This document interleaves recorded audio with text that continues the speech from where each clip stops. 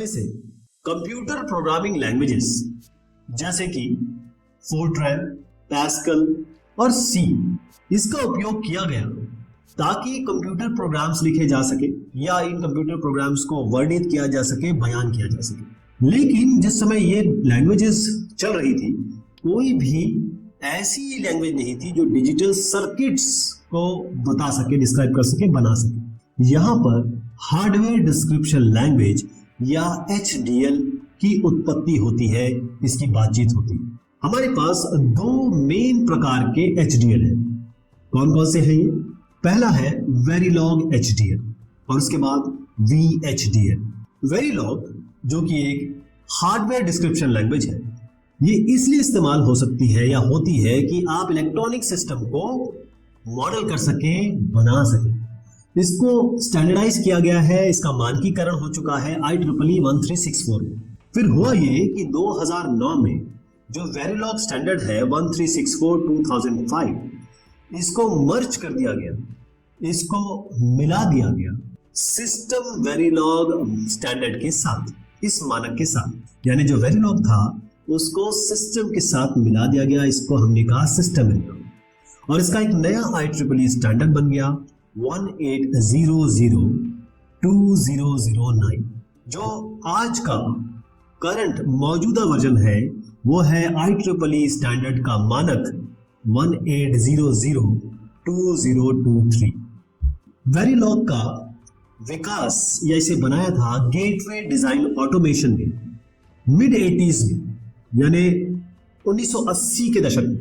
और फिर इसको एक्वायर किया, हासिल किया केडेंस डिजाइन सिस्टम्स ने।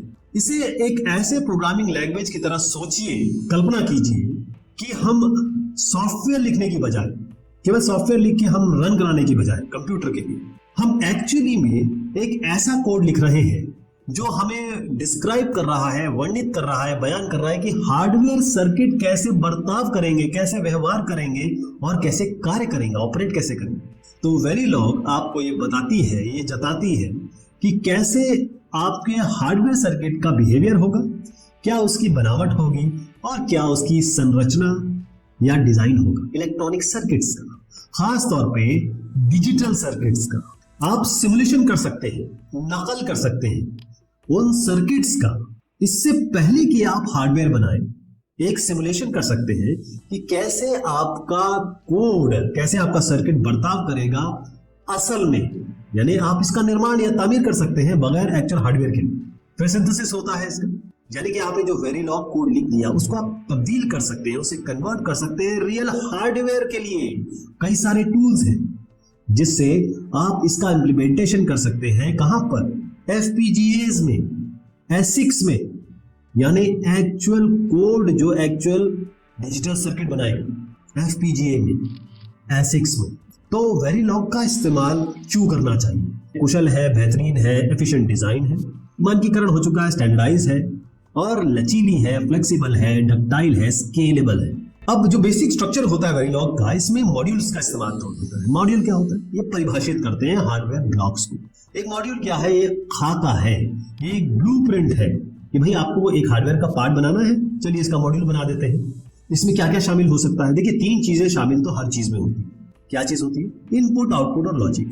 तो वेरिलॉग ये सपोर्ट करता है बहुत सारे स्तर एब्स्ट्रैक्शन की। एब्स्ट्रैक्शन यानी कि भाई आप किस लेवल पे काम कर रहे हैं, behaviour level, register transfer level और gate level.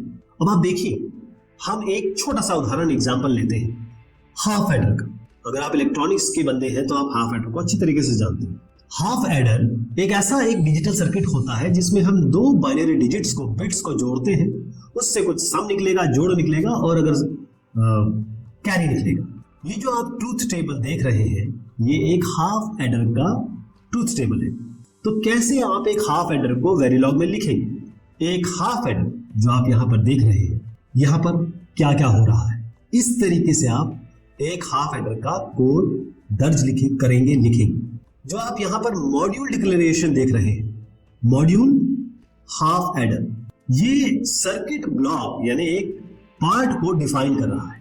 Module half adder, इसमें आप इनपुट A देख रहे हैं, इनपुट B देख रहे हैं, जो कि इस सर्किट के 2 इनपुट है जहां से जानकारी एंटर करेगी। उसके बाद आपका है आउटपुट, दो आउटपुट है, जो दो इनपुट डाल रहे हैं, दो आउटपुट आ रहे हैं, एक सम है और एक कैरी है। एक बार ये डिक्लेरेशन हो गया, उसके बाद आप लॉजिक लिखेंगे, यहां पर लॉजिक का इम्प्लीमेंटेशन करेंगे। जैसे sum equals to A XOR B, assign इसके आगे लिखा हमने। ये डिस्क्राइब कर रहा है, ये बता रहा है कि आप एक्सऑर गेट लॉजिक का यूज करेंगे ताकि आप जोड़ सके बिट्स को, सम निकाल सके। अब जब सम करेंगे तो कुछ कैरी भी आएगा, तो assign carry equals to A and B, यहां पर आप एंड लॉजिक गेट का इस्तेमाल कर रहे हैं कैरी का कैलकुलेशन करने के लिए, कैरी को जनरेट करने के लिए। उसके बाद हार्डवेयर रिप्रेजेंटेशन। अब ये जो कोड आपने लिखा है ये आपको बताता है, यानी कि एक सर्किट बता रहा है जहां पर एक एक्सऑर गेट होगा और एक एंड गेट होगा, जो किसको कनेक्टेड है, आपका पहला इनपुट और दूसरा इनपुट, इनपुट ए और इनपुट बी में एक्सऑर गेट और एंड गेट कनेक्टेड है। अब ये हमारा आधा काम हुआ है जनाब आली। इसके बाद हम सिमुलेट करेंगे, हम इमिटेट करेंगे, हम नकल करेंगे। इस वेरिलोग कोड को लेंगे, हमारे पास सॉफ्टवेयर है जैसे कि मॉडल सिम है, विवाडो है, क्वार्टस है, जहां पर हम जांच कर सकते हैं, सत्यापित कर सकते हैं कि इस कोड का व्यवहार, रिजल्ट, बिहेवियर क्या होगा। तो जो सिमुलेशन का टेस्ट बेंच है वो कुछ इस तरीके से दिखाई देगा, जो आप यहां देख रहे हैं।